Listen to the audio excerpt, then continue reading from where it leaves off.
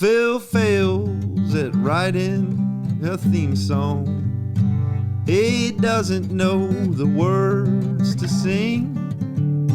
If success is the flash in the pan, my friend, then failure's most everything. Phil fails for you.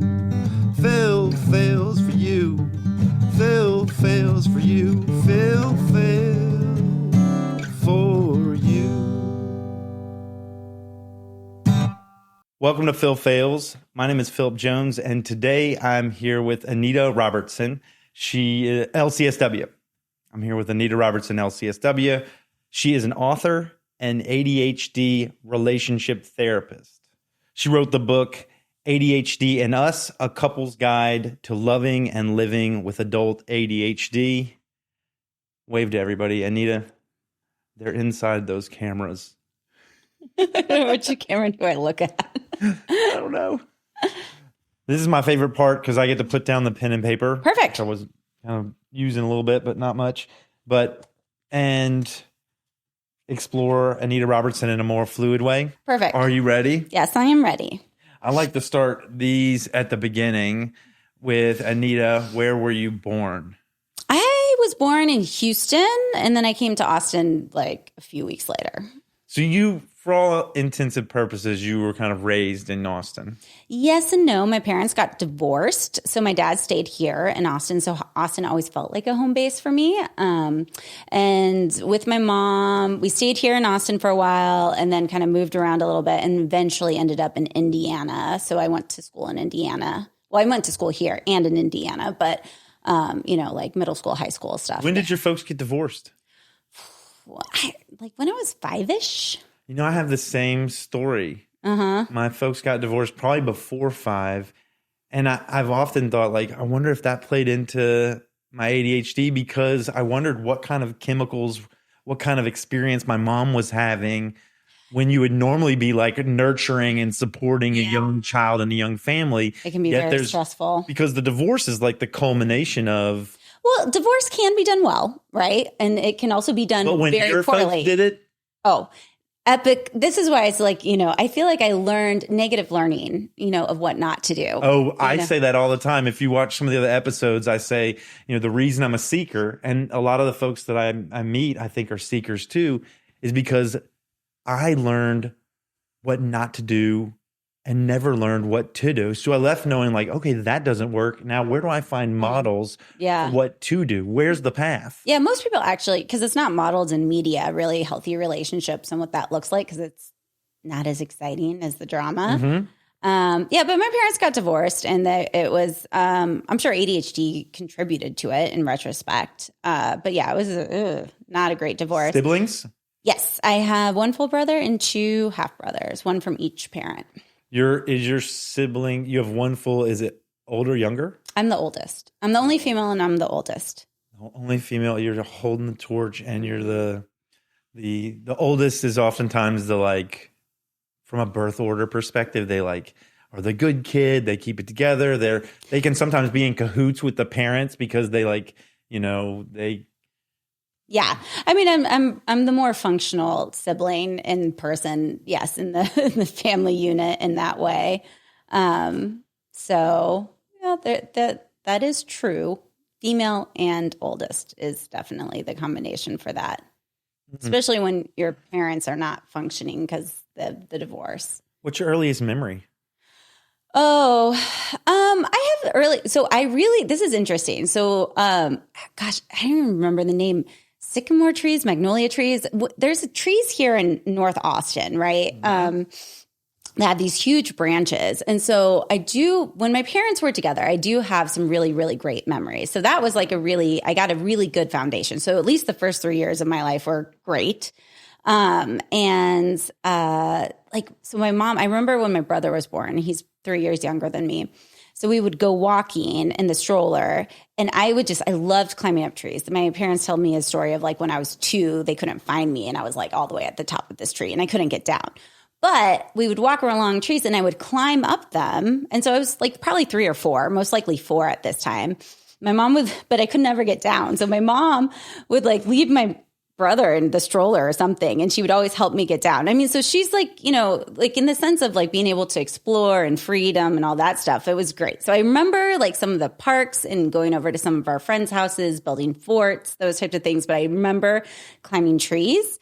And like as a parent or when I was older, I'm like, I was in people's yards. I was in people's front yards. And so then like, I'm like, oh gosh, like you couldn't do that now. Like, and I'm like, I wonder if anybody saw us. And it was like, what is this person doing abandoning a stroller with like an infant? And then there's like this toddler in the tree. This cat toddler. But it was so fun. I loved climbing trees. It was like the best thing ever. I was so happy. And my parents didn't freak out because I think they were just like, my dad told the story of like, when they finally found me, they were both like, stay calm, don't freak her out, like in that sense. And then it's like my mom just climbed up the tree and just got me down. And I was like, well, this is the greatest thing ever. Instead of the toddler that like throws things, I was just like the climber. Like I just climb up. You're a climber. But I never got shamed for it. I don't remember ever hearing like you can't climb in other people's yard or trees. It was just like of a lot of the green spaces. We've always spent a lot of time outdoors, getting bit by fire ants and those types of things before the divorce happened. Are you a rock climber now? I used to rock climb. I have a lot of postpartum issues, physical postpartum issues. So that's probably never going to happen again. There are tree climbers now. I've seen a YouTube where folks do, instead of rock climbing, they do like huge tree climbs that they rate in the same way. That's cool. I mean, when I first went rock climbing, I was like, oh my gosh, this is my thing. I loved it. Yeah, I definitely loved that skiing. I think if I would have been able to, if I lived in some body of water doing that kite surfing, I was like, oh, that would have been like everything, because it's a sensory experience. Yeah. So of just like really enjoying that. But no, I don't rock climb anymore, but there's more and more gyms that allow you to do that in Austin, at least, that are pretty cool. Oh yeah. When did you realize you were different? So I don't think it was like let me start over. I think I grew up in mostly neurodivergent environments. Like, I don't know if I truly felt different. I think I felt like some things that were hard, but I always associated them with the divorce.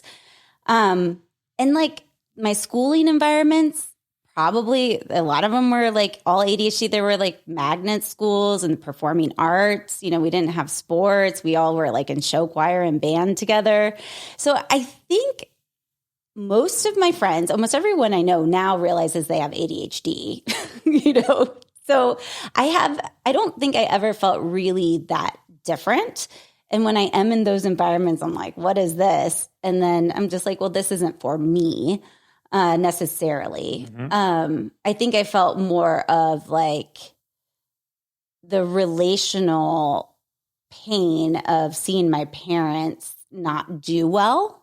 And kind of also being lost in their own stuff versus like what we were needing, that big shift of it being very much about us to kind of getting lost in it. So I think that's more of the part that maybe feel a little bit different or a little bit othered, but not necessarily for my brain. Because like I said, the only like neurotypical person that I know of is my stepfather, and he was like not the greatest person. So like I've never really associated that type of.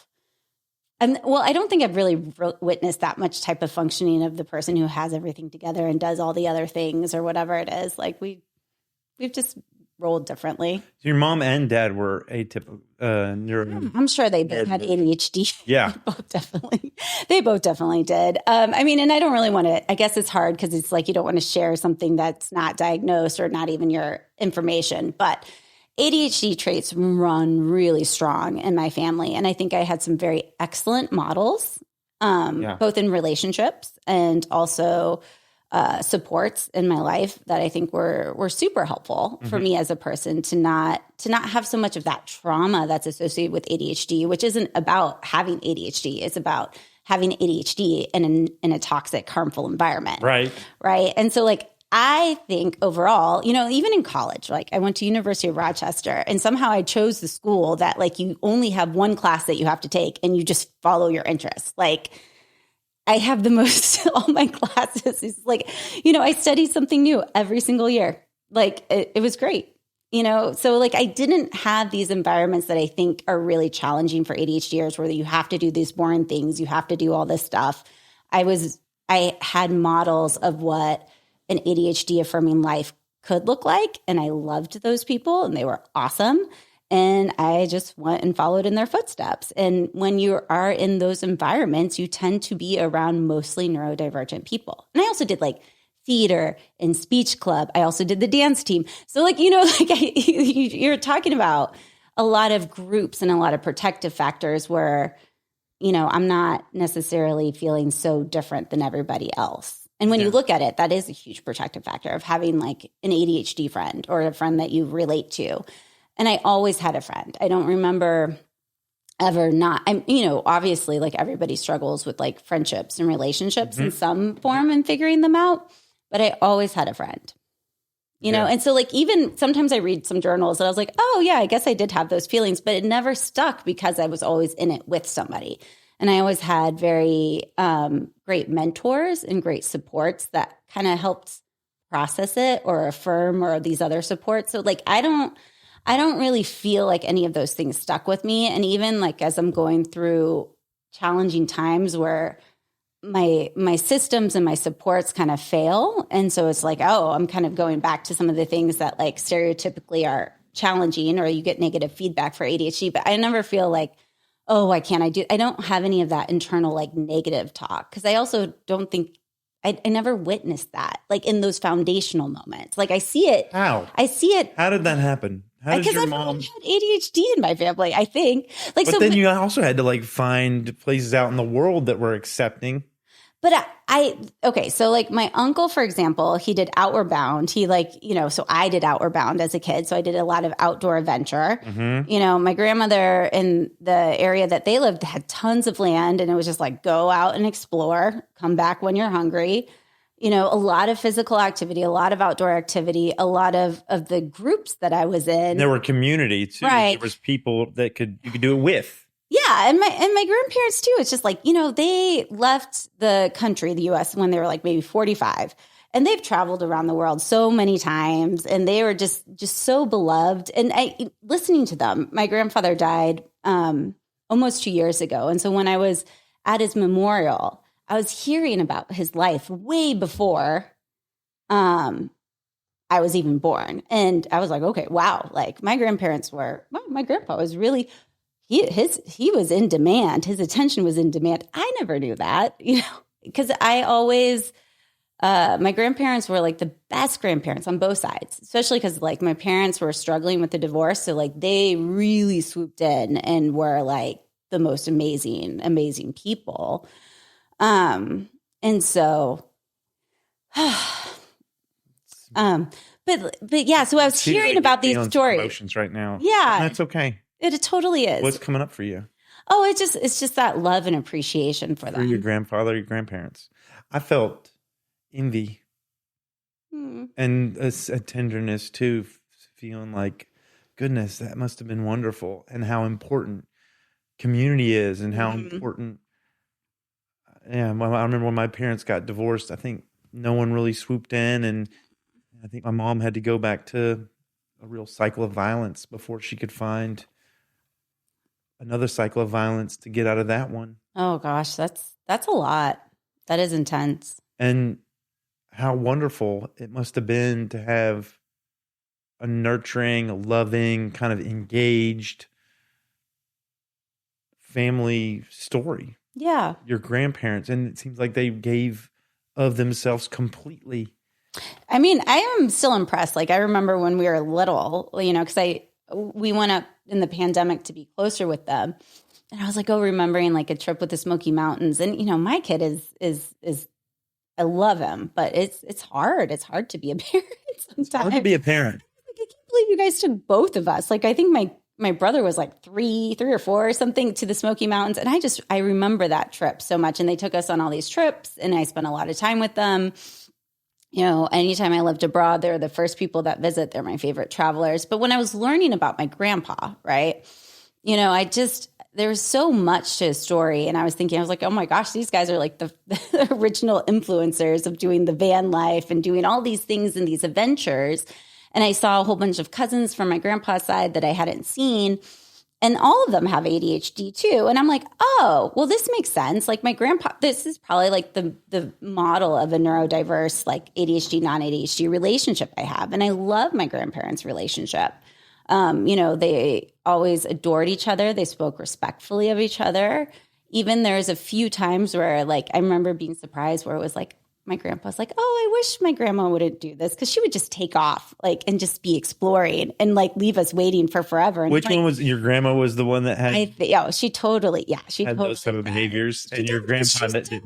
Yeah, she's so fantastic. I went up for her birthday in November, and I was trying to capture more of her stories on film, which I wish I would have done with my grandpa. Heck yeah, and even with my grandma, but she also came from an interesting family. Like it was cool because I was hearing more of these stories where, she was like the first female president in our class because like the draft was going on. And so like the male president and then all the drama around it. And then they're like, I'm going to talk to your mom. And then my uncle's like, hoo. And I was like, oh my goodness. Okay. Who is this? Like, this powerful, strong, right? Yeah. Which I remember in a nursing home visiting, like this thing of how my grandmother, and she said this to me, she was like, oh, I always did feel a little different, but she embraced her differences and I am like a miniature her.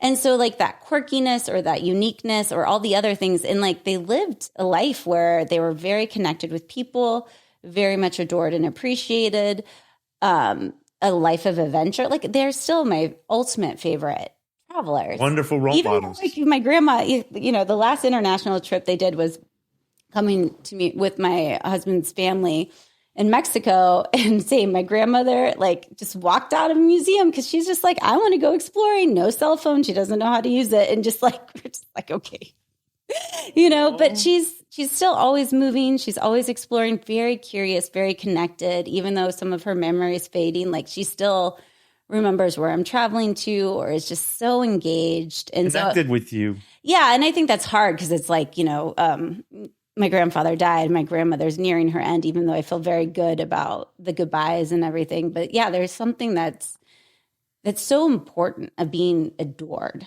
of being embraced, of being joyful and playful. And they knew how to have a good environment that worked for us. About getting attention, having the attention of adults. Yeah, and undivided, especially when they were so investment. These are investments. Yeah, and it's just the thing. My grandparents loved us. I looked at all these pictures, and I was just like, yeah, this is my grandpa and my grandma's face is like attentive and in love and just like celebratory. And my grandmother was always teaching, and she taught English to a whole bunch of other people. She was a very good teacher because she also was like a working mom too. Like she didn't want to do anything that she was supposed to do, right?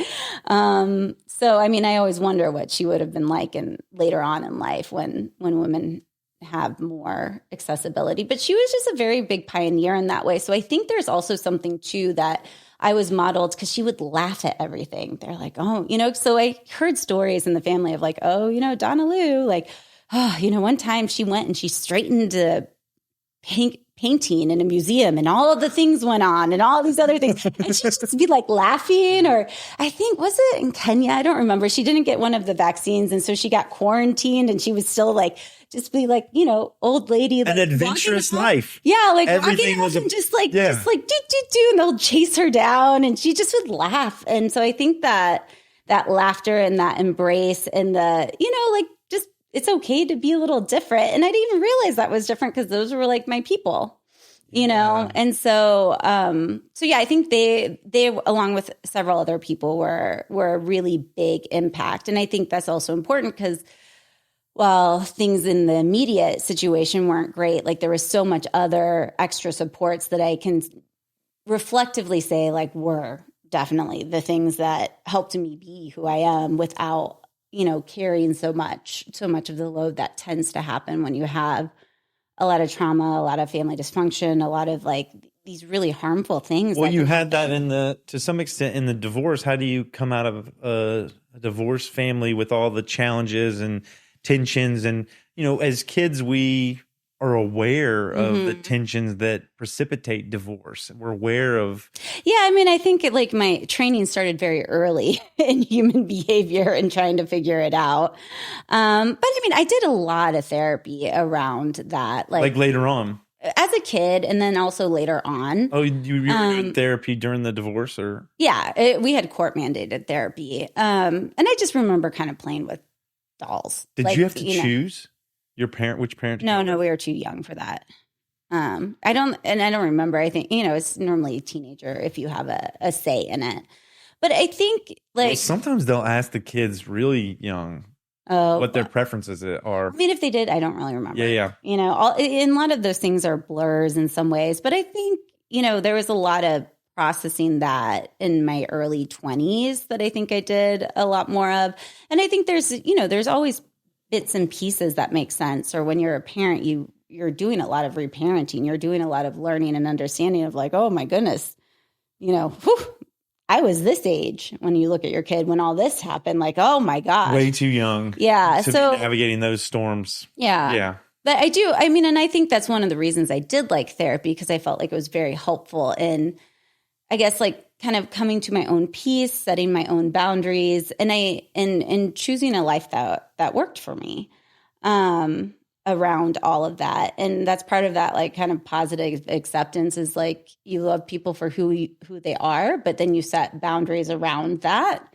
And that helps, I think, enjoy the parts of them that you can enjoy versus like trying to control or change or do all these other things. Yep. And so like I had a lot of that as like a kid, because I definitely wanted my parents to be more functional, because then they would be more functional parents. It's kind of how we're wired. And I don't want it to just be like all the stuff about the divorce. Like there was great aspects in there too. Like my mom always wanted to be a dancer, and so I always got to do dancing and like horseback, like a lot of great sensory activities. Yeah. I mean, this is the 80s, Yeah, like, everybody goes with the mom. Yeah. But I did, my dad, and he was very present, with us when we came down here. And you would come for summers to see your dad? Winters, like those breaks. Did he have the same type of communities? Was where you had neurodivergent people and do the outside stuff, or was it different between your dad's and your mom's side? I guess I haven't really reflected that much on like those communities. Like one of my dad's mentor or mentees, who's like an older brother to me, because I worked at my dad's company for a little bit when I was like in the summers as a teenager, because I wanted to work. And so that's when he started. But he is a nomad, has created it. Like, your dad is? No, this person that was part of my community, I guess, like my dad's side. Yeah. It was like he became like family. He was like kind of like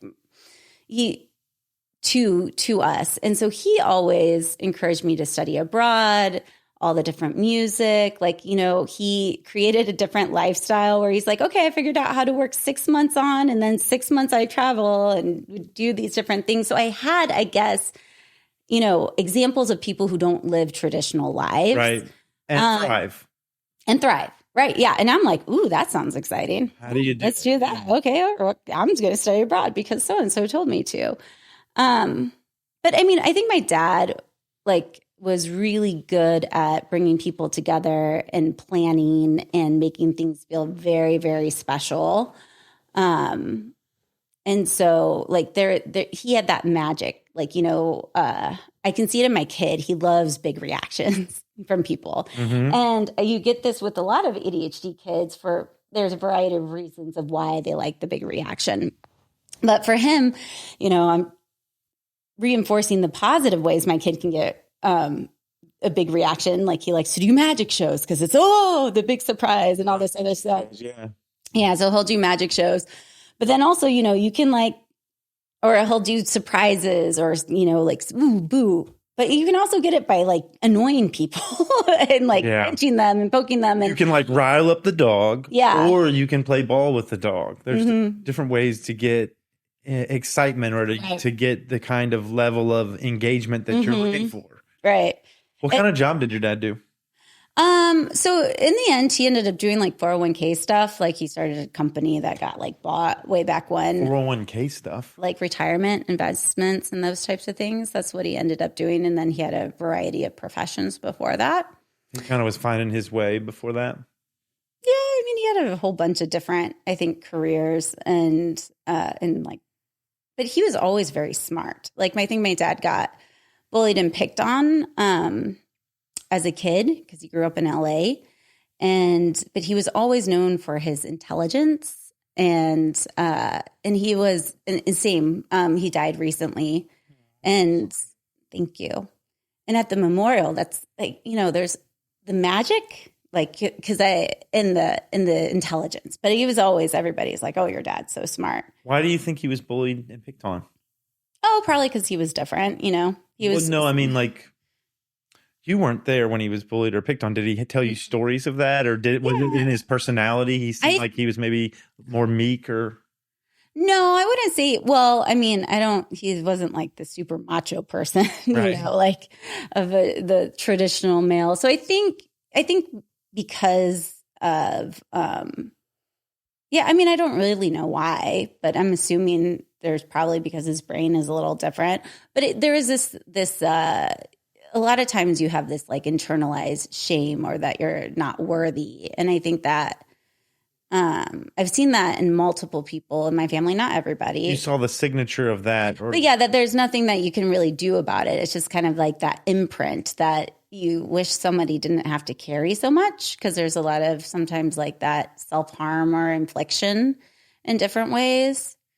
But he was really great at like planning and making things special. He was really great at giving, like he loved everybody's face, like he loved like creating these magical moments, creating these beautiful dinners, like the things that like ADHDers are really good at. Like cooking can be one of those. Cooking and traveling are one of those ones you either love it or you hate it, right? Yeah. Because there's so many executive functioning steps. But like my dad loved to cook, and he was an excellent cook. So I definitely learned how to cook from him.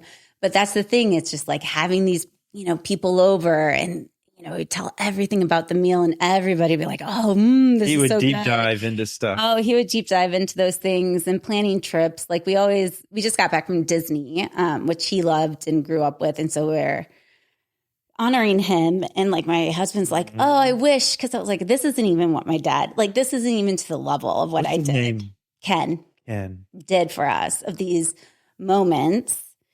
And I'm trying to share them with my kid. And sometimes he gets it and sometimes he doesn't because he's 7. He's like, because I'm like, well, this is what we did as a family. And this is where I celebrated my birthday. And he's like, well, but he's dead. So like, what's the point? Like, oh my goodness. It's like, okay, very appropriate for like a 7-year-old, but of all these things. He doesn't understand the sentimentality that ritual, this thing that of these things, or like wanting to keep the memory alive, or these other really positive things. Yeah. What about your mom? What did she do for a living? So my mom was a minister. I don't want to go too fast. It seems I see glassiness in your eyes, and it's okay for us to feel emotion for Ken for a minute. Yeah. Oh, thank you. No, we've had a lot of death recently in our family, so there is a lot of sadness. Maybe take a moment for Ken and all the folks that you've lost recently. Okay. It's gotta be hard for you and your family. Oh gosh, yeah. Oof, dying in Texas, do not recommend. Learned a lot. It's a whole other thing. Dying in Texas? Yep, ADHD torture. Or I probably shouldn't say that word, but like challenge, a very big ADHD bureaucracy challenge. I had doing philosophy stuff yesterday with Grant Potts, and we're going through some of these big questions, and in the middle of this discussion about whether or not reality has a ground, I was struck by the desire to not die. And I just started crying. Mm-hmm. And it's this impermanence is hard. Yeah, especially when you're a parent, because it's like it impacts when you have young kids, especially. I mean, at any age, but really when you have a young kid. And I think that's the other part of like midlife that's really hard. Even though I'm still mostly focused on relationships and those types of things, I have as like my own coping, like done a lot for like midlife, ADHD and grief, ADHD and like midlife and executive functioning. Cause I'm like, this is one, there's not as much stuff out there. At least I haven't found. And I've asked like other experts in the community and they haven't really known of that much. So like, but it is a hard stage of life. And we've had a lot of like hard stuff in succession, which doesn't always happen. And a lot of really great relationship supports and that type of thing. But yeah, like, oh my goodness. I have on my website a blog with just like all the institutions and all the reasons why they're hard for ADHD. I had to graph it out. I had to mark it all up of like what you have to deal with. Because it's like whether it's, you know, sick parents or like when you start hitting your midlife too, it's like you might have health implications or your friends, you know, like. How old are you? I am 42. 46. We're around the same time. And I'm feeling some of that stuff too. Yeah. Yeah, it is really challenging. And I think this for me is the hardest stage of ADHD, right? Because I'm like trapped. Maybe this is the thing. Like I don't necessarily feel different, but I do feel trapped in these like places that I have to deal with that are not my strong suit. Yep. Right. Like I still have to call the Social Security office again because they like all this stuff. Like it's just so bureaucracy. Yeah. Or filling out the forms wrong, dealing with mail. Yeah. Like all this mail. Oh my God. Why? All the things that you do have to manage, or if you're lucky enough, you can contract them out. But like that's not very few people get to do that.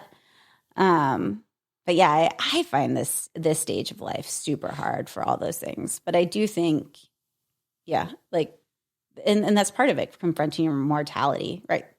COVID did that, losses do that, all the other things kind of do that. And then when you have a young kid, it's extra hard.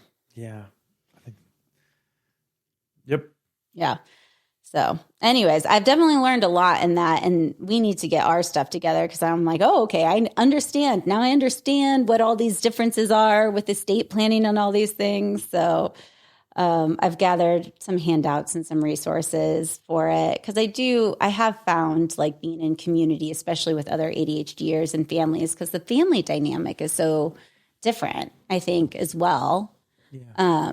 Has been really helpful, I think, in processing it. And so it's kind of like my own little side, I guess, hyper-focused, but it's more about figuring out these tools that I need and what's working for me and hopefully giving to others because it's like, this is hard enough. And if you look at grief, that's almost everything that's created is like because it was too hard for them after a loss. And so people do it better. And I think death and loss, even though the US doesn't do it very well, we don't have a lot of really great supports. We get a lot of harmful messages around it. But there are a lot of great organizations like the Christie Center, which is here in Austin, and other places that really, you know, the way that they cope with the grief is also this giving. You know, everything's free, everything's shared, this very big community where you go and you show up and, you know, you're sad together and you get it together, or you have all these great resources and handouts and those types of things. So like in that way, because I think it's extra challenging when you have ADHD and the systems are really hard for us. And then when you're talking about what you're talking about of like this kind of, I'm the problem, like there's something wrong with me. A lot of times you reject help. It's scary for you to ask for receive because help. The world is that way. Because you've been rejected. That mindset gives you this, what comes up as you're talking, and I want to make sure to get back to your mom's side and what she did for a living, but I think part of this whole thing is I need to find community. I need to find folks that neurodivergent, like panacea that you're describing. I'm just like, I need to find the 46-year-old version of that. Cause like in the improv classes, did you find that? Cause I find that's that's what I'm talking about. Like, and if you have glimmers of that, that's all you really need to know and then follow that. And I think there is this, depending on, you know, and I see this for a lot more in women and also like, you know, or if you're the one person in your family that has ADHD and nobody else does, which can happen especially if like one parent isn't in the picture and you kind of like remarrying those types of things, is that, that sense of differentness, or otherness, or, or the rejection of all your quirks versus like the celebration and normalization of them. But I think those are. I think what I mean when I talk about community, a lot of those communities I found are places I go and I leave, and there's no intimate relationships that like follow me home. Oh, like you like go to it, you do the thing, and you leave, and then I would like to leave those with deep connections that I talk to on the phone, or they like come over to visit, or like we do things together. And what I've found is the older that I've gotten, the harder it's been.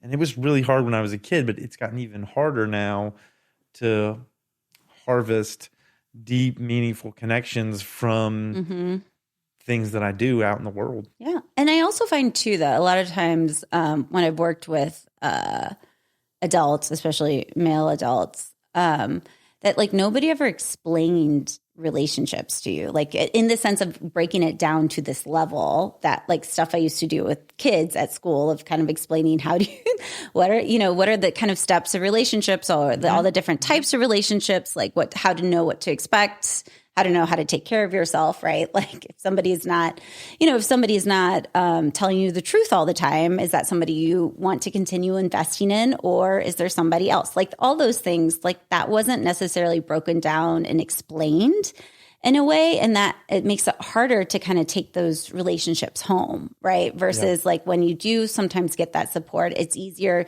It's almost like you're kind of learning how to make friends. But then you're also learning how to make friends, and it's easier in those neurodivergent communities. But you might encounter like, well, I don't know how to say like, hey, let's hang out, and the other person might not. And so you don't know how to carry that home. It sounds like that you found it here. Because I do think Austin, or at least like the older Austin, has a lot of that, has a lot of the arts, has a lot of different groups, the social bike ride. Like it is a really Thursday social bike ride. It's like a really easy, friendly city to integrate into, but we like lose that, especially as we get older sometimes of like some weird way that I'm navigating that. What did your mom do? Back to that. So, I mean, she worked for a little bit, but she mostly ended up staying at home when she remarried and had another child. It's like a stay-at-home mom? Yeah. So it was like a breadwinner type of household where your mom was at home and the husband was kind of like taking care of like the classic. The classic of gender norms and those types of things where like she definitely struggled with, keeping the house clean or those types of things. But like in my brain, I'm like, well, this is stupid and not okay. And like, I was kind of like more of the advocator. I don't know. I took on a lot of roles as a kid. What was stupid? You said this is stupid. Oh, to me, that's what I thought. Like, why would you like stress so much about like cleaning? My stepfather was in the military too, where it's like, like if there's dirt or something, or that must things have been a strict like household. In some ways, yeah. But I think like those are the ways that I'm just like, this doesn't work. In retrospect too, I'm just like, wow. I think this was also parenting guidelines, but of like point systems and these rewards. And like me and my brother never figured out how to clean our room. We were never taught, we really never taught. And then my brother, I like looked at it. I was like, how did you do that? And he's like, basically he shoved everything like in his drawers and in the bed. And I was like, brilliant, But like my mom never really knew either. It's just kind of this stuff that's like passed down. My grandmother's really good at it for some reason, but we always were traveling. So I never really lived. I did live with them. We did live with them for a while as a kid, and that was fantastic. You were always traveling? Like with my grandparents, we were always traveling. They loved to travel. And do new things and do new adventures. And I did like, as a kid, that was a really good memory of living. Well, you would like go and spend months with them or weeks with them? No. I mean, sometime after my parents divorced, my mom lived with my grandparents, which probably was not great. That would be hard, I think, as a parent. Maybe, I don't know. I loved it. It was great. I remember so much of mostly the quality time with my grandma. I think my grandpa was working a lot. So because he was a minister so they moved, and always very predominant in the community and that type of thing. He was a minister. Yeah. And it's just a whole lot of PKs, as you call them, preacher's kids. Was that PKs? Preacher's kids. Preacher's kids. Yeah. But I do those, like, I definitely remember that time as like being really fun. Because I just like the memories of my grandma, right? Of like learning how to garden, or she would point out all the nature, or like we saw these bird laying their eggs and we would watch them, and it's just, she was a natural teacher, and she was a great grandparent for sure. Yeah, your grandma. Yeah. What's her name? Donna Lou. Yeah. Yeah. And so. And that must have been challenging for your mom. How did she end up transitioning out of that?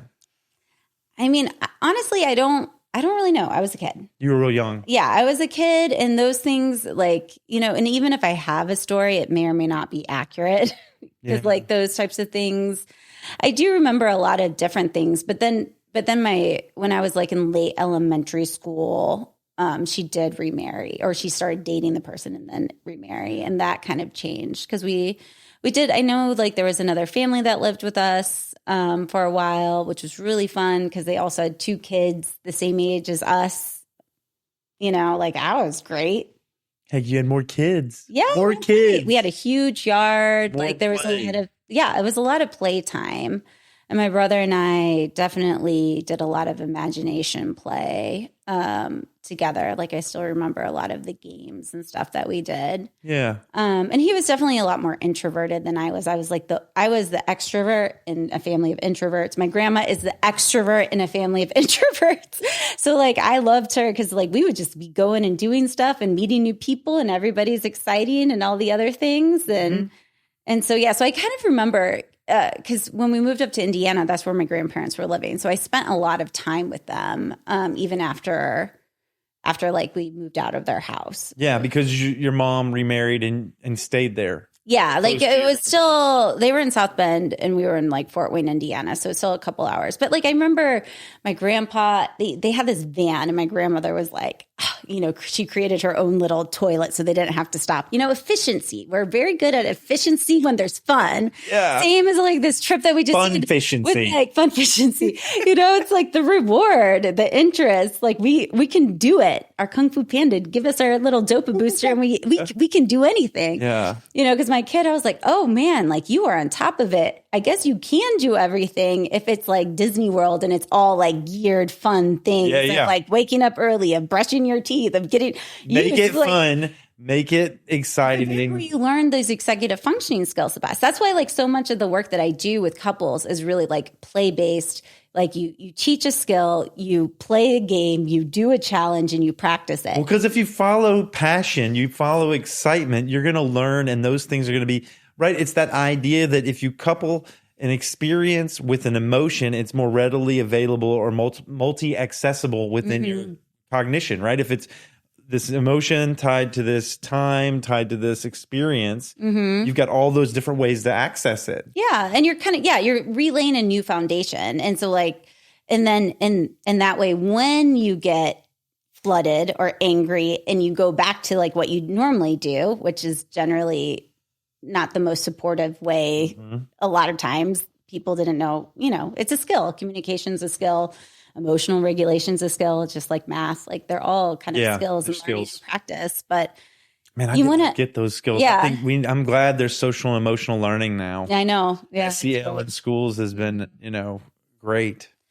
And so, but that's what it's like. It's learning in an ADHD friendly environment. So like when I did all my in-person stuff, because like I said, like my uncle worked for Outward Bound. And so I got to do all this like outdoor adventure where it's just like you're learning and it's part of failing and there's consequences and all this other stuff. But it's a great way to build like executive functioning skills. It's a great way to learn about life. And when I ran a nature immersion camp for several years, the backpacking overnight for the 8th and 9th graders, that was always like the thing that they were like, oh, this is so hard. But like everything that was the moment that like transformed them. Yeah. Because there's something about being independent. There's something about the opportunity to fail. There's something about being able to like do something you didn't think of and build this community, right? That like is part of that journey, right? Of developmental adolescence. And then my uncle did a lot of, for Outward Bound, they moved into like some corporate training and stuff. So he always did great trainings and like team building. And so those are the things that I loved. So it's like I take a lot of that, like camp, all the experiences that I had. And that's what I kind of use for these relationships, like the information where it's ADHD is not necessarily like a lack of information. It's like, how do you implement it? Right. Right. And so practicing it in this kind of game way, practicing it in this way where even the games we played, like that's good for working memory, right? These are all things and skills. Or when I work with my kid, when we always embrace failure, we talk about our struggles. We're excited about them, even though he hasn't fully embraced it yet. Like that's the message that we're giving, right? That there is no such thing as perfection, and that like if he's struggling in something, like we're not going to be angry. That's our responsibility to help him through that. It's part of those pillars, that and mindset, the praise and games. Mm-hmm. What was discipline like for you growing up on your dad's side and your mom's side? I mean, I don't think my dad had much discipline. He felt really bad about the divorce. He felt really bad about what we went through, and so we had a very, I guess, low demand household that was really fun and curated and, wasn't throughout the whole year. Low demand household. You mean like there's a lot of freedom for you? Yeah. If you've heard of like low demand parenting. Mm-mm. What is that?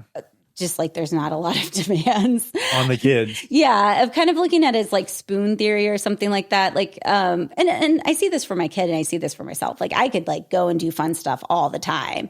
But like sometimes like it's the showering, the brushing your teeth, the filling out the forms, like those things I've learned that like I can do them and get to the fun part, right? Which is like, so you could look, now we have to apply this for other things. After our last Disney trip, which even when we took him there when he was 2, like he didn't want to leave the hotel and play his Play-Doh. And I'm like, kid, you will love this. Like, and then the next day he's like with his dad, he's like, here's your shoes. Here's this. Like 2.5 is like, he got it. Yeah. Oh, sorry. I totally lost my train of thought.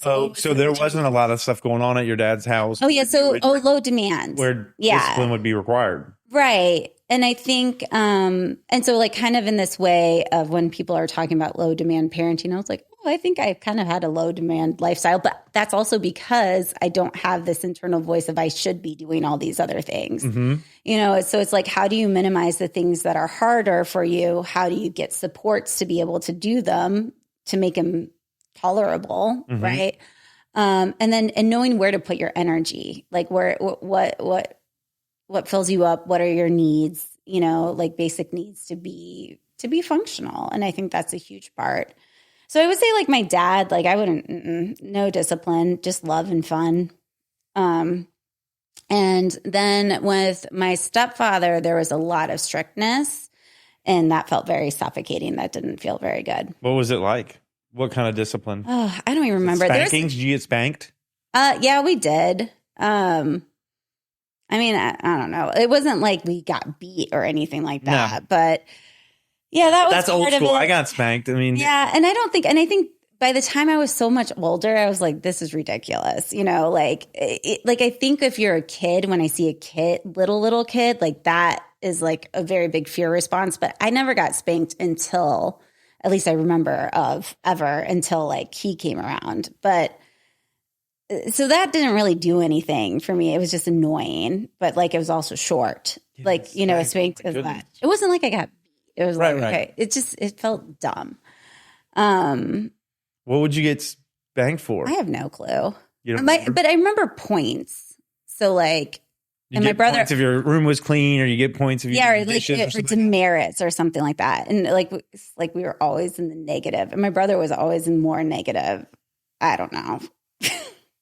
Nothing that they did, I think, very much worked. Because I do remember we had a lot of things like taken away, but then I was like, okay, whatever, I don't care.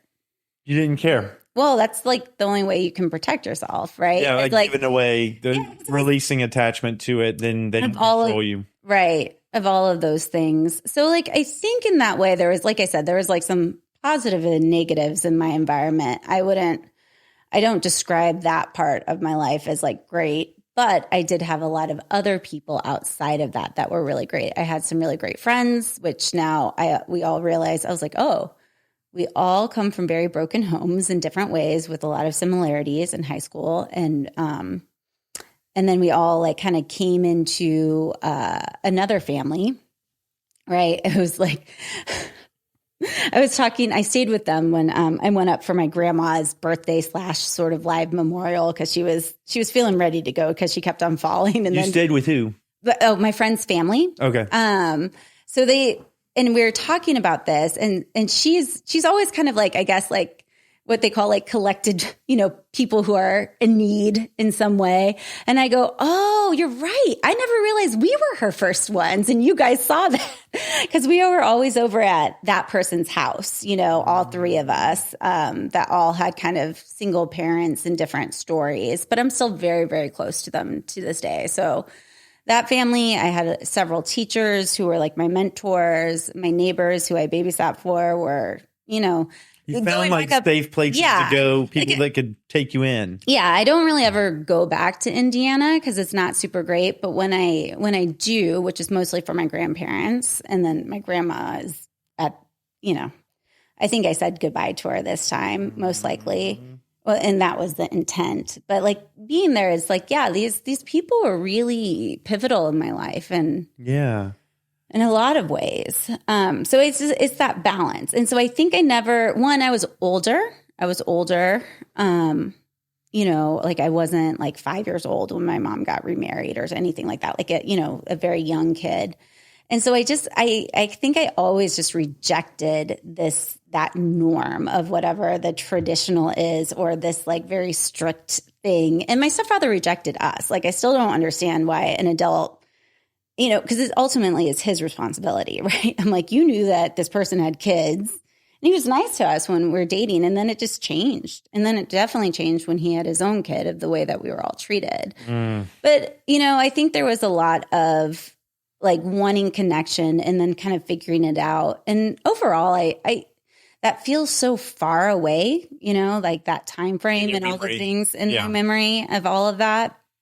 And I think I've like, created a wonderful life and chosen family and all the other things. And what did from it? Do you remember felt sense of love with your dad? Like things y'all would do together, or this feeling of like, I am loved? Oftentimes people will say like, yeah, they told me I love you, but I'm thinking more of like when you really felt deep connection and love with your dad. Yeah, I never felt rejected by him. Never, like. Did y'all do something together, or? Like, I mean, he did a lot of stuff. We did a lot of trips. We did a lot of, like traditions, and y'all had a lot of rituals. Yeah. Cultivating like really great memories and different things. So like, I think of those, or I want to recreate those for my child, or that's what I just try to do.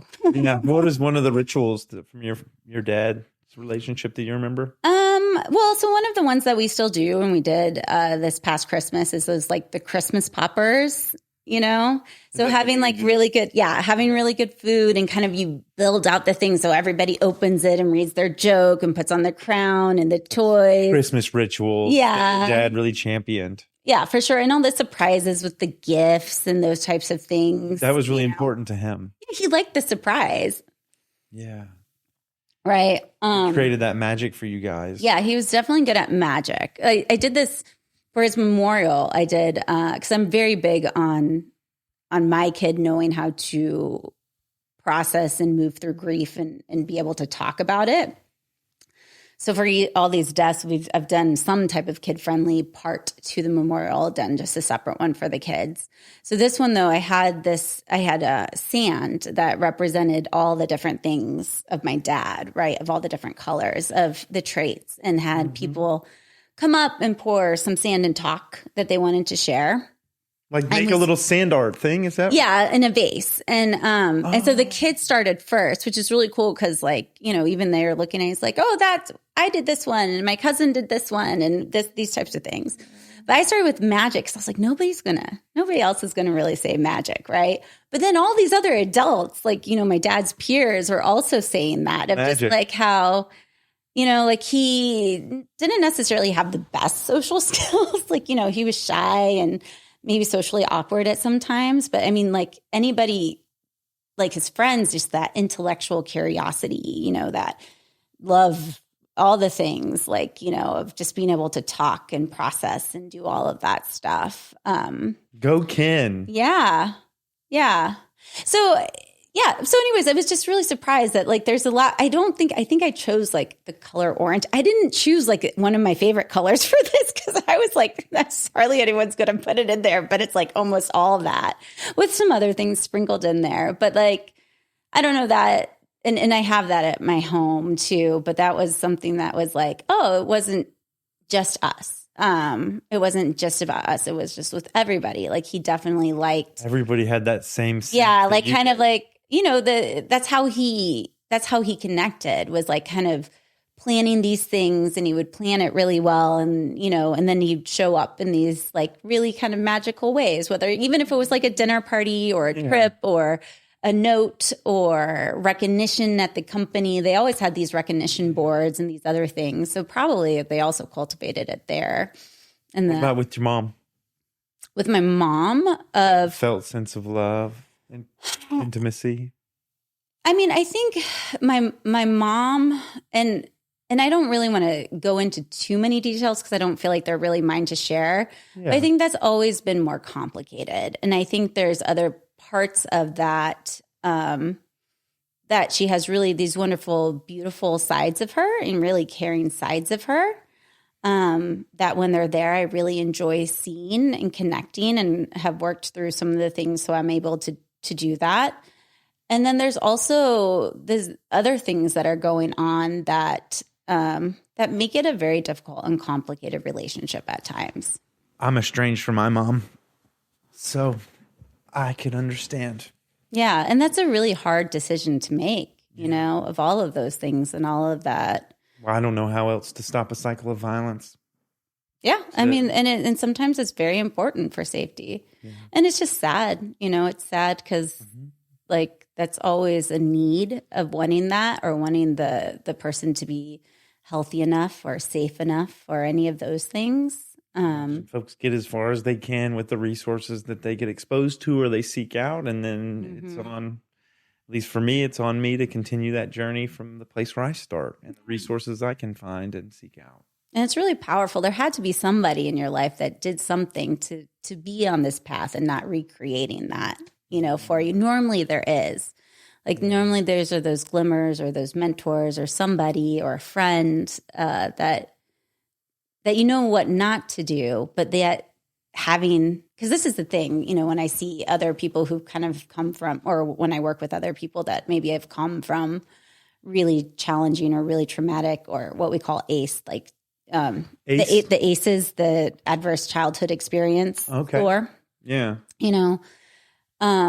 One of the most protective factors is like different relationships where they're modeled something differently. Cause I'm just like, I don't know how you do it, but like, and same for me, like, I could have easily done other things, but like I had enough sense of knowing who is a good person to know who to invest in. Yeah. Right. Like, and in that way of like, it's like, despite everything you've been through, like you have really good people around, like there's something in there that's protecting you that chooses these awesome people.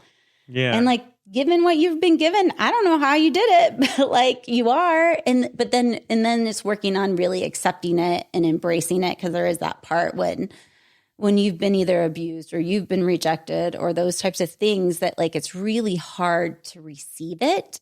And sometimes we get in our nervous systems get in our own way of allowing that in. And when that happens in that sense of safety, that's what I love. Because it's almost like this weight, this like balloon, this like heavy load comes off and people feel like they're, you see it when they walk into the room. And I think I felt that too. When I think back on the stories you've shared, it seems like for you, that was your grandmother was a real big part of that. And also your uncle being a part of Outward Bound and being a part of your grandparents' story of travel and your grandmother's way. Yeah, I mean, I think that's it. It's just like sometimes I was like attracted to things. I'm like, oh yeah, because I was in upstate New York. I was like, oh yeah, I'll do an internship in New York City. That's totally what I want to do. I want to do. That's what I wanted to do. And then I went, and somehow I got into this like study abroad program in Mexico because I was like telling them, I'm like, this is the only summer I'm going to do this in Oaxaca. I was in Oaxaca City. Mm-hmm. I did mine in Cuernavaca. Oh, very cool. I loved Cuernavaca. Mexico's amazing. You learned is. Hablas Español? Yes, sí. C is the correct answer. Or más o menos. I will also accept bastante. Okay. Yeah, no, I actually, yeah. So I went abroad and I was like, oh my goodness, this is my new thing. And yeah, I've lived in a lot of Spanish speaking countries. You have? Mm-hmm. Which ones? I lived in Spain for a year. Where were you in Spain? That's where I've been going and visiting recently. I love Spain. Mostly Madrid. And that was a really cool time. And my school definitely, they did this, you could just study something. It was called a Take 5 program that you had to apply for a scholarship. So I applied for it. See, this is the thing. I've always just done things differently, but it's worked out for me. So I think it's just great. You normally take it your 5th year. I took it my junior year because I wanted to be abroad when everybody else was abroad, so I didn't miss my friends. And so I studied a Spanish art and history and culture in Spain for a year. So I was like in all the art museums and all the other things. It was great. I've lived in Honduras. I did programs in so spent summers like in Mexico and Peru. Honduras is a cool country. I've only spent a little bit of time there, but an interesting, like it was one of the one of like Nicaragua, Honduras, all of those, it was like more rustic. Yeah, it's very different. But where were you? Were you in Granada or? No, that's in Nicaragua. I was on the border of Nicaragua. I was in a town called Paradise, El Paraíso. Okay. Yeah, so a small border town. Wow. Yeah. What drew you to those locations? So when I think in 5th grade, there's a different country in this, elementary school that I went to. They focus on a different country every year. And the country was Spain, my 5th year. And I was in Don Quixote in the play and that type of stuff, Yeah. And my Spanish teacher in elementary school just loved Spain. She lived in Spain. She loved it. So now.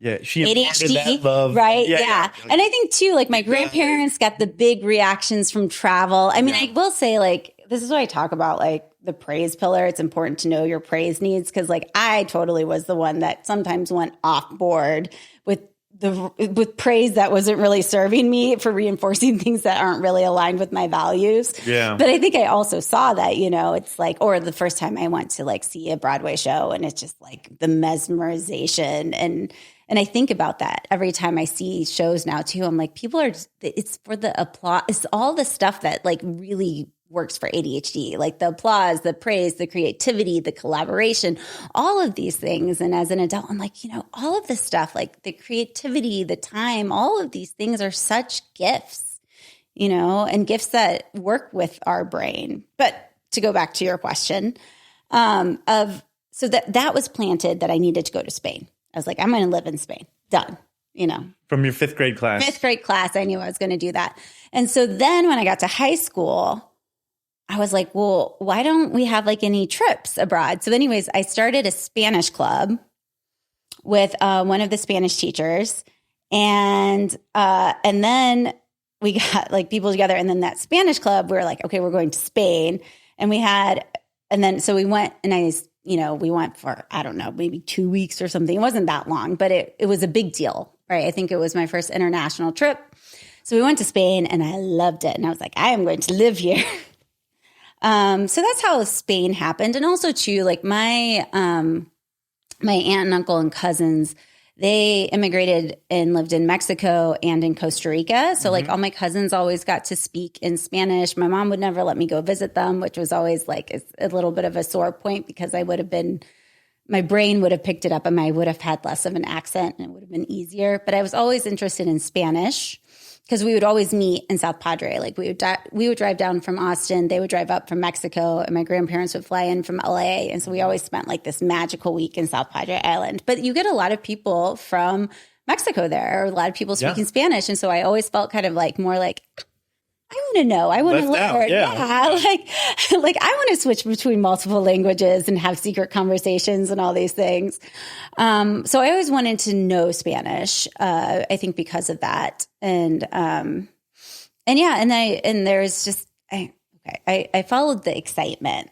There is a study abroad program in Peru that everybody raved about. With one of the professors that he would go there. So I spent a summer in Peru studying international development, and it was incredibly eye-opening and really impactful. Mm-hmm.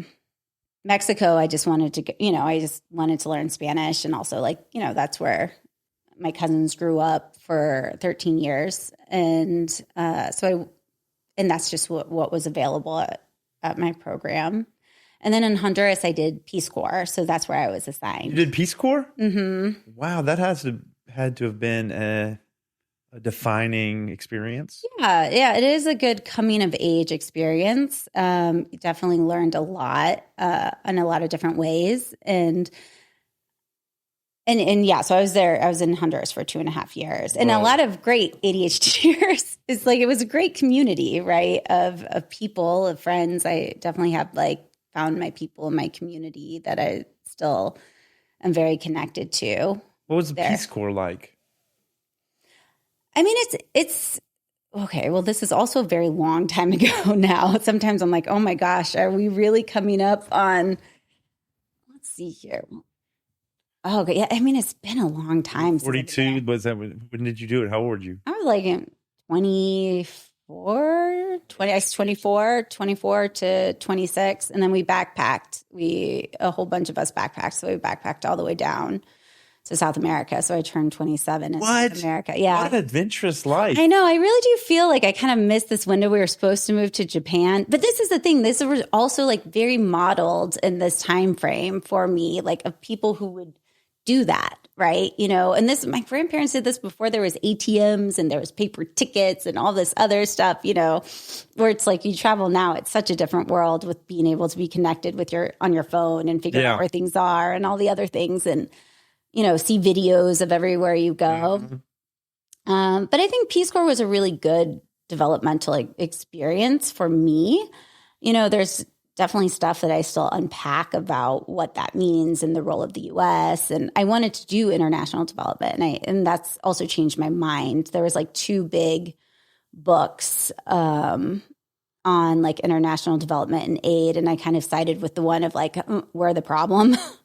And I think there's a lot of reinforcement of that too. I do think Honduras, because it had been around for so long, did a lot better job than other Peace Corps countries that being really more in the sustainability and, kind of, I don't know what we called it at the time, cultural competency, which you can never really be fully competent in that, but of kind of really understanding our role and what are the negative impacts of that. And I had a great experience. There's a lot of things where you're have a lot of downtime and you have to figure out how to create programs or meet people and all the other things. But it was, I made a lot of really good friends there, not just with the Peace Corps volunteers, with the JICA, the Japanese volunteers too. That's why we wanted to move to Japan, because we were learning Japanese from them. And they were just yay!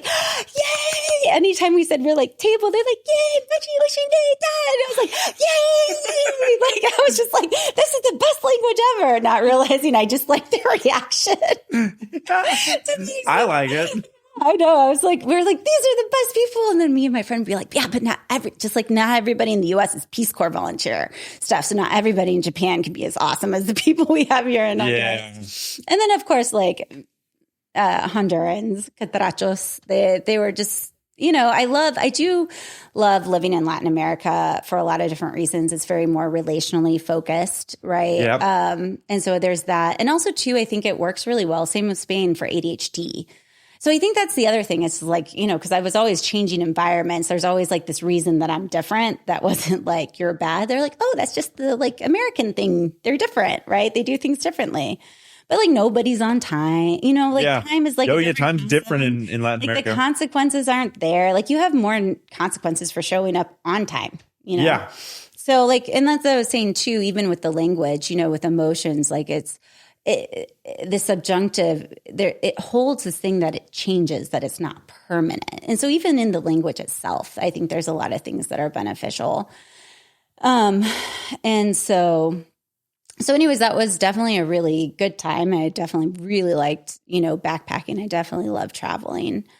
And so, but I also, I think it's also important to hold the different things, of like neocolonialism, our impact, all the other stuff. And especially with the coup that happened after I left, and also understanding how the US impacts other countries, all of those things are kind of hard lessons in a lot of ways. Like I think in those fields, it was really important. I'm very thankful that I had that experience. But it's also like a lot of the things and myths that we are taught in the US, like kind of go away when you've lived in other countries. And when I lived in Spain too, that was when the Iraq war started. And I was like, okay, we're getting different media, we're getting different things, like all this stuff of all the protests there, of all the things that happened that I think are really formative of never kind of being in this like mainstream container that I think a lot of ADHDers struggle with, because I think I've always been on the outside. And then kind of when I look in that inside where the majority is, I'm like, well, that doesn't sound like fun. Yeah. That doesn't make sense to my brain. And I end up in a different environment. Man, I could continue this conversation with you probably for hours and hours. I'm really enjoying it. And I'm cognizant that we're getting towards the end of landing this plane. Okay. Oh, it's hard to do because you're easy to listen to and there's so much good information, and seeing the pebbles that have led you to where you are now, writing a book on ADHD and Us. Yeah. And supporting people in all the different ways you have. It sounds like both children and couples and folks at different stages of life in different environments, whether it was like supporting folks in like outward bound type of environments or in these type of environments, and then new environments online that you're like scaffolding out as we speak. Yeah. Yes, I am kind of excited for the newest adventure. Well, hopefully it works out. I'm really excited for your newest adventures too. Yeah. It's really cool. What do we want to share as we land the plane? Is there anything that you feel is left unsaid or any parting words? Well, I don't know. There's so much more because it's like my whole adulthood. Well, I'll invite you to continue this discussion. I would love to continue. I just think 2-hour chunks is about what people can manage. I mean, I guess let's see here. I think in a lot of ways, I think that, well, I guess, can I talk about more of the ADHD part? Yeah. Okay. You can do. Okay. Because I'm like, it's going off the other side. But I think one of the most important things that I've realized in kind of like my journey as an adult and all these other things, of in the context of ADHD is the sensory processing piece of it. And I really got lucky with that because my friends told me to send my kid to occupational therapy, where I was like, what is this magical world? And I wish every kid gets to go into one of those rooms and experience it. And so I learned about sensory processing because I had a really good occupational therapist who had extra training in it. And that helped my kids sleep through the night because I didn't realize that was part of sensory processing and needs could be sleep related. I just didn't know that much about it. And so that has been, I think, one of the biggest things that I've really dug into research when I've had time and bandwidth to do it. And I work with an occupational therapist here in Austin who is awesome. If we ever can get her on here or us together, some of the work we do. I'd love to. Yeah. Because I think our field is like, we're still learning and growing so much with ADHD. And the more that I learn about sensory processing and the overlap of traits and all these other things, and then why some of my interventions work and why they would work for, certain sensory profiles and not other sensory profiles, I think is really important. And I think that's one of the reasons too I struggled so much in the beginning as a mom, not necessarily like with like postpartum anxiety or depression, but just kind of like how all the stuff was extra hard that I didn't feel like super prepared for. But I think it was because too of my sensory needs weren't being met, because I had so many I had so many physical complications that like walking was really painful. Like it was really hard to pick up my baby. So I couldn't get my sensory needs met. And that totally impacts that hyperactivity, the executive functioning, all of these things. Like there's so much cool research out there and our fields need to be combined. So I think like in my world, like that's something that I've been very interested in. And when I teach at conferences or other things, that's kind of like my goal of integrating that, because there's such a comprehensive model that is really important and that is way more integrated. And I do really like more integrated health care systems. When I interned at VA, I think that was one of the things they were good at, that we're all of us were talking together. We all had access to notes. We could all easily refer out, those types of things. So like I tend to work with in the medical model with a lot of people who are like psychiatrists or, that will be ADHD informed, and occupational therapists when I'm like, okay, your sensory profile is like out of the realm of what I can do from the trainings that I've received or just, the consultations.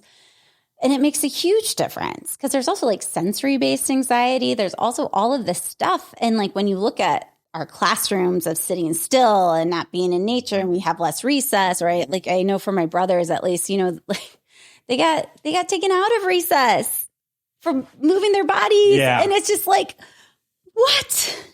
Like, I don't know. So, I really think that sensory processing component is really important. And we have 3 hidden systems that are the ones that really coordinate with like ADHD. Like we know of our 5. Like, I mean, that's when I worked at schools with kids. We did like those calm down boxes with the sensory boxes and the regulations. So we have a lot of that awareness, or at least I think people in Austin do, because that's part of the SEL curriculum. And the stuff, when I was a school social worker, I, got trainings in that and did that with kids and a whole bunch of different things. But the 3 hidden systems are so key. And so I don't know if you've ever heard the acronym like HALT, so HALT, it's called like, are you hungry? Are you angry? Are you lonely? Are you tired? So like when you're having like some big feelings, vulnerability factors. Yeah, like of kind of check in first, because a lot of times, like our bodies and brains are interesting, especially with ADHD, because we don't always get the cues in our body. So when we get them, it's like big, right? It's intense because like we're like, I'm not hungry. But that bell's been going off for a while. You just weren't aware of it. Right. And so, which is why I love, which is part of your interoception sensory processing system. Right. So that's why I love the interoception, like instead of mindfulness, of you're learning about your body, because mindfulness is really hard for ADHD when you have an under-responsive like interoception system, because we don't get the signals. And then too, because I've seen Kung Fu Panda twice now. Kung Fu Panda house, what? ADHD. But it's a scene where he's just like trying to meditate and he's like, peas, sweet peas, this. And my kid is just laughing at the meditation. And then, but that's like so ADHD, right? Yeah. They're like, oh, just, pay attention to your body. And it's like, oh, it's like, okay, I have to do this and this and this and all these other things. It's just like the spiraling of thoughts. But that's why I use HALTs, is like your sensory processing needs. So I try to bring that into awareness. I do a lot of sensory communication strategies, because some of the people I've really liked and listened to, like sometimes I hear them on their relationship podcast or something, and they're like, I just need to sit and listen. Or they're being told like to like just sit still and really pay attention on what their person's saying. And you do want to hear what the other person's saying. You do want to understand. You can move while you do that. Right. But there's other sensory ways that you can do that aren't going to be dysregulating for the other person. Yeah. And that's where it's kind of this fine dance that together that's helpful. Like I can give, in my trainings or book, like certain tools, but that's where it comes like when you have more of either the group experience or something of getting that direct feedback, it's so much easier than just trying everything, especially after you've tried everything that doesn't work. It's really challenging. And our whole medical system too for ADHD is like impossible. Like it's just so hard to find an appointment, book an appointment, follow up with insurance, all of those things.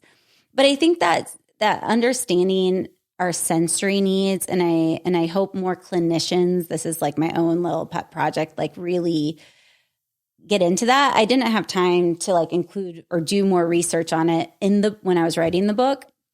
So it's not really in there, but like all my other work and stuff is because like, and I think that's the thing too, like for me also as a parent, like I imagined, I was like, okay, I have so much energy, I'm just going to be normal.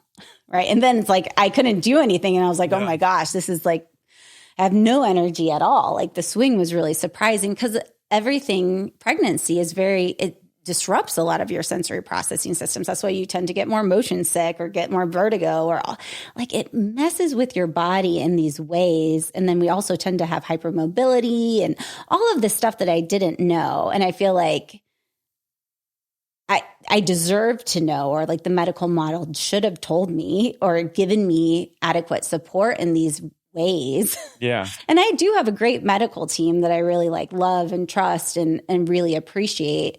And I feel really lucky, but like I cultivated that. That wasn't like part of like the maternal health or any of the education or any of those things. And I think that's also too why like parenthood is such generally kind of that big thing for ADHD and ADHD relationships, because one, in the US, like we have a lot of consequences for not being on top of things. Like my family, my sister-in-law in Mexico, she can sign my niece up for a camp like the day before. She can change schools. And I'm like, you can do that? Really?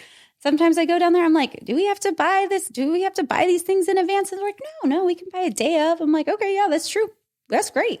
Like, and then I remember back to why I liked living in those countries, because everything it works when you're spontaneous and spur of the moment. And like, I'm more spontaneous. Yeah. And like here in the US, with my stepfather, at least, it was just like, okay, like how you respect people is like, you take care of yourself and you show up early and you do all these things. Like, you don't burden others. And that's like a sign. I'm taught a model that doesn't jive with the way that we are. And then there's this like, if I don't do that intuitively or figure out how to do that in that way, I'm not right, or you need the different supports on how to do that. Right. Like there's ways to bring more awareness to time and systems that work really well. Yeah.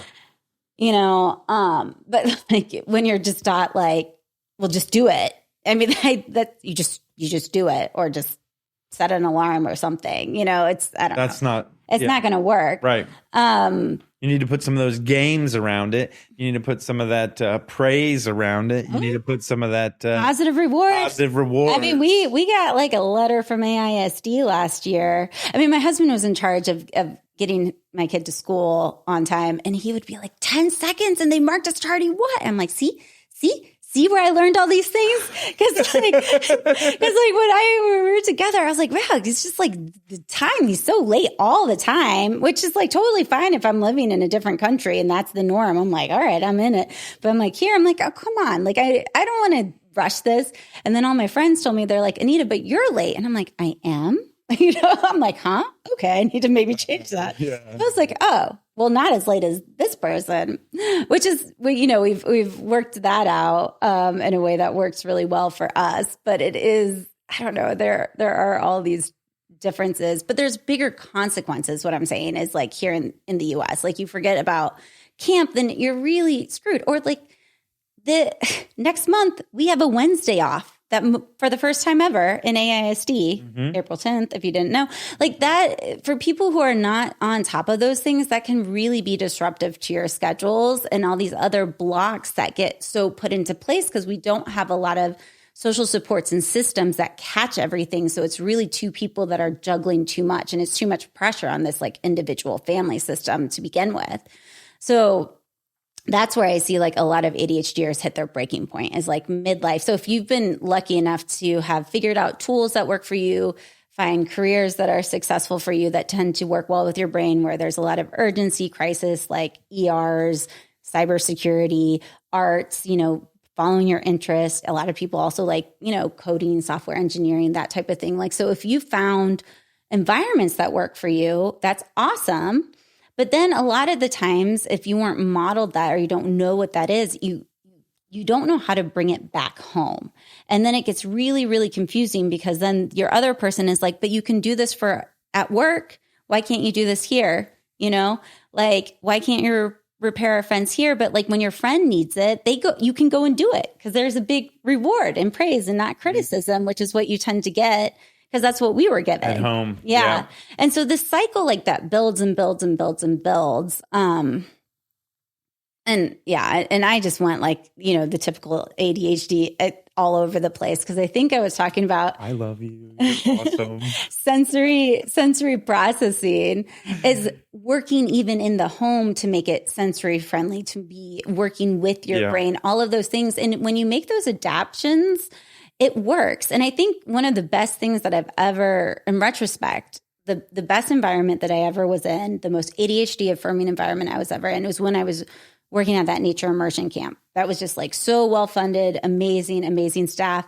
And when I wrote the book, I emailed like a lot of the people I used to work with and half of them were like, oh, I have ADHD. Oh, this will be great. And I was like, oh, no wonder. Cause I would pair counselors with the person who could like remember the medical cards, would like get the sunblock, do all the other things. And they were really good at this stuff. And they would all, and I would, I'm like, wow, this is amazing. Like, that's the other thing that other neurotypical people are like, I don't know, it's not that hard. I'm like, wow, you put away, you know where this is. This is great, and they're just like, oh, I'm not used to getting all this recognition for this. And I'm like, this is fantastic. And then they would really appreciate, I'd pair with the other person who was really good at like being spontaneous and, gathering the kids' attention or coming up with a solution or game in the moment. And it was such a beautiful balance. And that was really before like, I was in graduate school when I started as a director at this nature immersion camp. And then I just continued. I was like, oh, okay, I got a job at a school. I was like, perfect. I can still continue until I became pregnant. But it was such a great environment, and it really embraced growth mindset, and it really had all of these pillars, and it really worked with these like ebbs and flows of knowing how to kind of like get your sensory needs met and excitement up, but then also come back to the calm and have the reflection and all of these things. And when I look at it, when we're all problem solving, it's like, okay, we're having trouble with like the dish line. Okay, well, let's get signs up there. So, people have the visual steps and the visual reminders. We all have like body doubling. Set expectations, manage expectations. Like and I'm not a big pranker. I don't like pranks, but there is kind of a culture of pranks. So I was like, I don't like this, right? And then get it. It's people's love languages, like in that sense of like, it's how they show care. Cause it's like, you take thought, there's a big reaction, all of these things. So we turned them into compassionate pranks. So we called them cranks. So people would like do the community responsibilities and surprise them. But like, instead of the kids going, oh, we have the responsibilities, we started to bring a lot of this stuff. And I and retrospectively, like I have on YouTube, like just a live dialogue with one of the people I used to work with who did end up becoming like the director eventually and everything else. And we were talking about like how wonderful this place was that embraced all of these pillars, how healing and restorative it was for all of us, how it's still such a great community. Like when we still go back there, we're still very active in that community. And just nature is such a great teacher. It's such a great regulator. It is so good for ADHD, right? Like when you're talking about nature's rock church. climbing, it is like so great. Yeah. Yeah. And so, so anyways, I think that environment is so helpful as kind of this model. that like I want people to be able to, or give enough tools and information for people to be able to like cultivate that and whatever works for them, because we all have limitations of what we're responsible for, what the, challenges are in our lives, like the resources we have, like they're all different. And so it doesn't look the same for everyone. But I really do think that, and research goes to show it, especially that big Harvard study, but like those our primary relationships are what matters, like even when we're going through traumatic experiences, it is not getting stuck in it by having somebody witness and be there with you in all of it, know, and all of those things and those supports.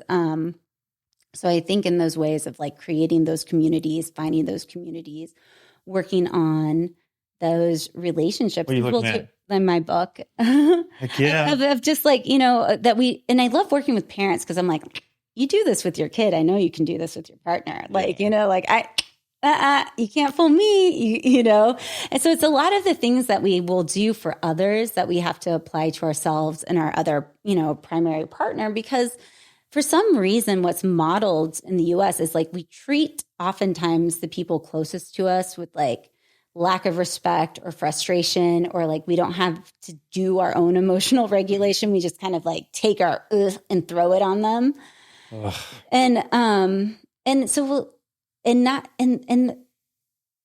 doesn't really feel good to anybody. And so when we are able to slowly change that, and I think it's wonderful that so many parents are doing that with our kids, and then we can apply that. But then they're like, well, I shouldn't have to do that. They're an adult.